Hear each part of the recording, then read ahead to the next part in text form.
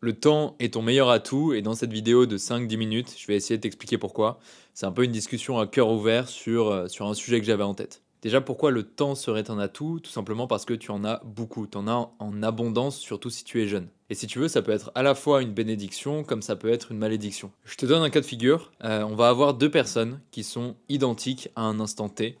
Et la première personne va avoir des habitudes assez destructrice en quelque sorte. Par exemple, la première personne va fumer, manger de la nourriture pas saine, et à côté, la deuxième personne fait beaucoup de sport, essaie d'avoir un train de vie plus ou moins équilibré. Et même si à l'instant T, ces deux personnes restent identiques, si tu rajoutes un facteur temps, et que on laisse par exemple 10 années s'écouler, la première personne, eh bien en fait, va se dégrader en quelque sorte. Et d'un autre côté, si on rajoute le facteur temps sur le cas 2, on va avoir une personne en pleine forme, qui a des meilleurs taux de testostérone, qui a un meilleur physique, qui est plus actif. Donc ce que j'essaie d'expliquer ici, c'est que tout est une question de cap en réalité. Et qu'en fonction de notre destination, le temps vient apporter soit de la médiocrité, soit nous tire vers l'excellence. Donc c'est pour ça qu'aujourd'hui, un peu toutes les semaines, j'essaie de me poser et de me demander est-ce que je vais dans la bonne direction. Et à chaque fois, j'essaie de faire un petit exercice, et je te conseille de faire le même, c'est de me poser et de réfléchir comme si j'étais un personnage dans un jeu vidéo.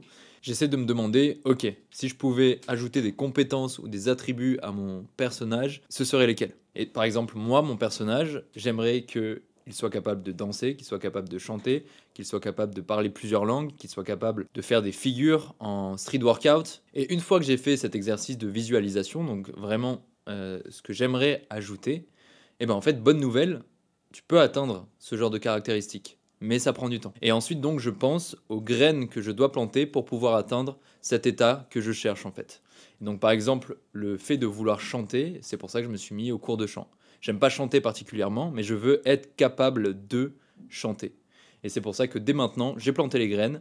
Aujourd'hui, je suis mauvais. J'ai fait une dizaine de cours de chant depuis le début. Aujourd'hui, je suis mauvais, mais je sais qu'avec le temps, je vais réussir à développer cette compétence. Et je pense que le fait d'avoir cette mentalité, ça te permet de un d'éviter d'avoir des habitudes mauvaises pour toi, parce que tu vois en fait l'impact sur le long terme, tu arrives à l'imaginer, et deux, ça te permet de maximiser en quelque sorte le temps qui passe pour derrière te développer. Et le temps va passer dans tous les cas, donc autant en faire bon usage. Si tu décides de ne pas commencer à apprendre une langue parce que tu trouves que c'est trop compliqué, parce que ça prend trop de temps, le temps va passer dans tous les cas. Donc voilà, je pense qu'on a fait le tour du sujet.